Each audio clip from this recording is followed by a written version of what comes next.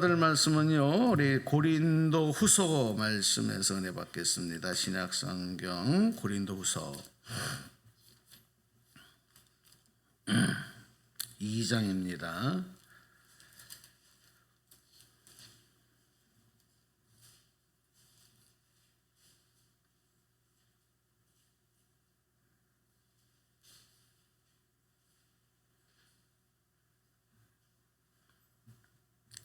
고린도후서 2장 14절로 17절 4절 말씀을 읽겠습니다. 자, 소리 맞추셔서 소리를 내시고 또 발음도 좀 정확하게 하시면서 합독합시다. 14절부터 시작.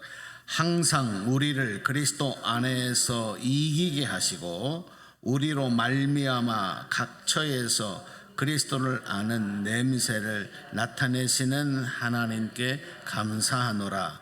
우리는 구원받는 자들에게나 망하는 자들에게나 하나님 앞에서 그리스도의 향기니 이 사람에게는 사망으로부터 사망에 이르는 냄새요 저 사람에게는 생명으로부터 생명에 이르는 냄새라.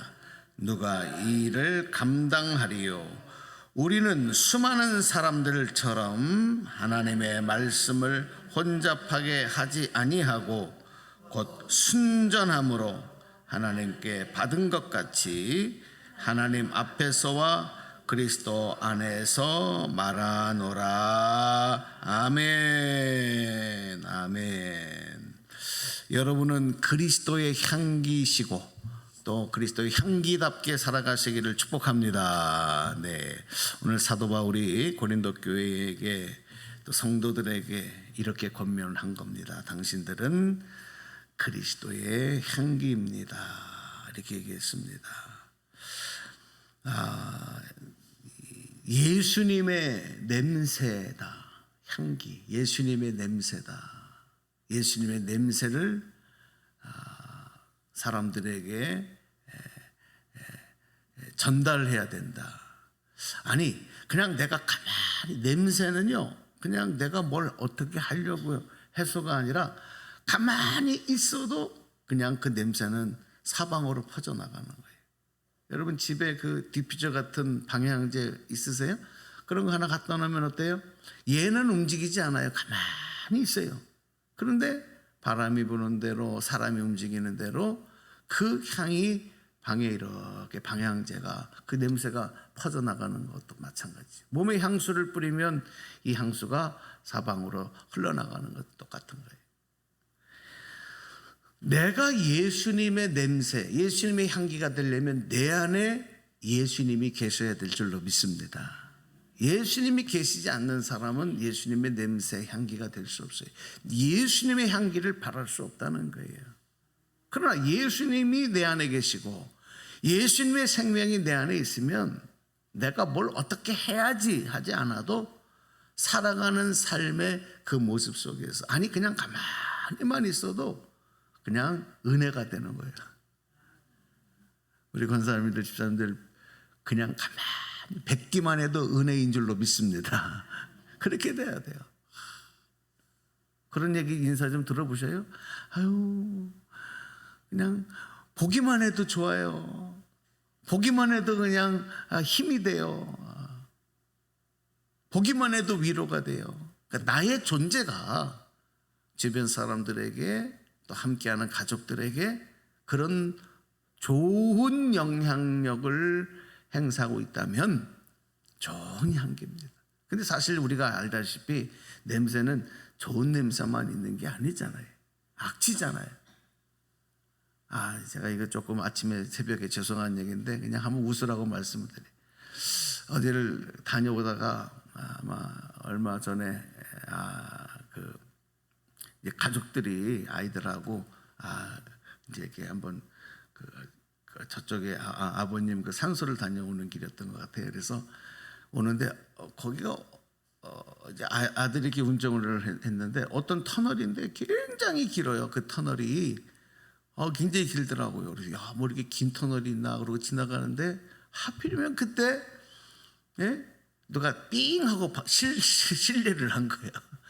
방귀를 꼈는데 이게 실내다 보니까 창문도 못 열고 그렇잖아요. 터널 냄새가 나니까 그냥 다 코를 틀어막고 막 그냥 그러면서 서로 웃으면서 막 그랬는데, 웃지만 사실 이런 방귀 냄새는 향기롭지 않잖아요. 암만 가족끼리 방귀를 껴도 냄새가 독하긴 독하단 말이에요. 냄새는 좋은 냄새만이 아니라 악취가 있어요. 악취가. 그러면 그 냄새는 사람을 불쾌하게 만들죠. 기분 좋게 만들질 않아요. 그래서 우리가 그리스도의 향기가 되지 못하고 악한 악취를 풍기게 된다고 한다면 세상의 조롱거리가 되는 거예요. 사실 지금 한국 교회와 그리고 많은 또 성도들의 삶의 모습 속에 또 목회자들의 삶의 모습 속에 그리스도의 향기 되지 못한 모습 때문에 손가락질 받고 비난을 받는 일들이 부끄럽게도 많이 있다는 것입니다. 자, 오늘 우리가 그리스도의 향기를 내는 삶을 살기 위해서 어떻게 되느냐.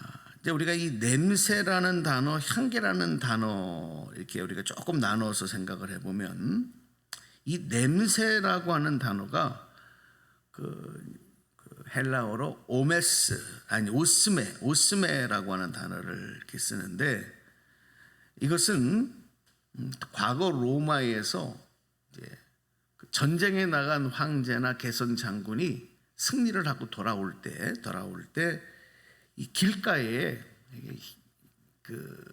좋은 향이 나는 그런 냄새를 풍기는 그런 불을 피웠다 그럽니다. 그래서 그 개선 장군이 들어올 때 사람들이 나와서 막 이 종려나무 가지를 흔들고 막 이러면서 이제 환영을 할 때 더불어서 좋은 냄새가 막 진동을 하게 만들어 놓은 거예요. 바울이 그런 모습들을 자주 봤어요. 사도 바울이. 그리고 그것이 그 당시에 하나의 문화 속에 있었어요. 그래서 여러분, 승리하고 돌아오는 이 개선하는 이런 생렬들은 그 본인들도 힘이 나고 좋지만 그를 환영하고 반기는 사람들도 더불어 기분 좋고 기쁜 일이란 말이에요. 아, 그렇구나. 우리가 신앙생활 하는 것이 그리스도의 군사로서 예수님을 대장을 삼아서 영적 전쟁을 하고 살아가는 것인데,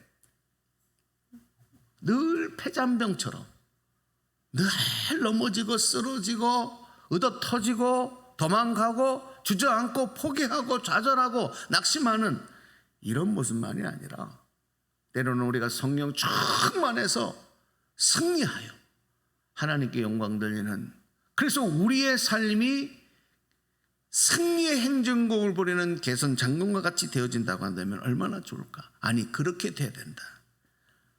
여러분, 우리가 인생의 싸움도 쉬운 싸움이 아니지만 이 영적 싸움도 쉬운 싸움은 아니에요. 그렇기 때문에 절대 우리는 패배해서 안 돼요. 여러분, 승리하는 삶이 되시기를 축복합니다. 그래서 이 승리하고 올 때 울려 퍼졌던 함성들과 더불어서 코를 자극했던 좋은 향기들, 우리가 믿음으로 승리하여 세상 가운데 그런 그리스도의 향기를 만방에 떨치는 모습이 되어야 된다, 이렇게 강조를 한 것입니다. 우리가 승리하기 위해서는 어떻게 해야 됩니까? 피나는 훈련이 있어야 되죠. 경기에 나가는 운동선수들도 승리하기 위해서는 죽음을 맛볼 정도까지의 극심한 고통의 지경까지 올라가는 그런 고통의 훈련 과정이 있어요. 그래서 어떤 경우에는 더 이상 내가 못 참겠다, 한계 상황에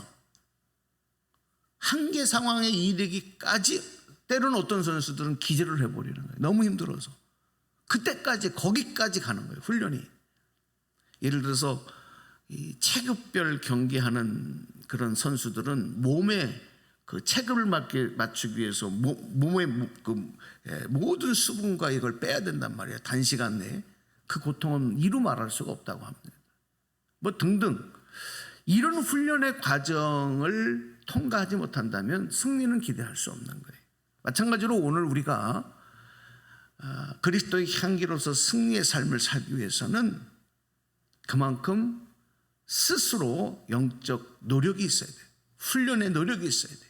참고 인내하는 그런 삶을 통해서만 우리는 승리할 수 있는 것입니다. 여기에서 포기하고 좌절하면 결코 이 싸움의 승리자가 될 수가 없어요. 그리고 또 한 가지가 이제 이 향기라고 하는 단어, 오늘 나온 이 향기라는 단어인데, 특별히 이 향기라는 단어는 일반적인 냄새에 사용하는 것보다는 이 구약에서 이제 희생 제사를 드릴 때, 희생 제사를 가리킬 때 나오는 그런 종교적인 용어도 많이 들어가 있었습니다. 그래서 사도 바울은 우리들은 너희들은 그리스도의 냄새니 이렇게 하지 않고 너희들은 그리스도의 향기니라고 하는 것은 이런 영적인 종교적인 의미를 담아 놓은 것이지요. 그래서 우리가 희생 제물이라고 하는 것은 뭡니까? 자기를 태워야 돼요. 괴물이 자기를 태워서 올려지는 그 연기 속에서 향기가 나는 거죠. 마찬가지로 우리가 그리스도 향기가 되기 위해서는 어떻게 됩니까? 내가 제물이 되어지고 내가 태워지고 내가 죽어야 돼요.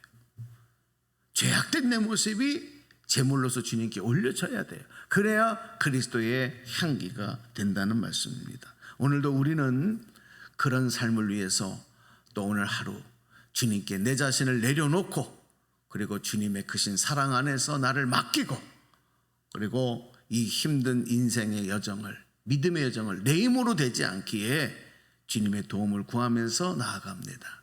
여러분, 그리스도의 좋은 향기가 되지 못하고 악취가 되는 이런 부끄러운 삶이 아니라 오늘도 하나님께 기쁨이 되어지고 세상 가운데 주변 사람들에게 선한 영향력을 나타낼 수 있는 예수님의 향기로 살아가시는 복된 하루 되시기를 주님의 이름으로 간절히 축복합니다. 성령님이 도우실 줄로 믿습니다. 기도하겠습니다.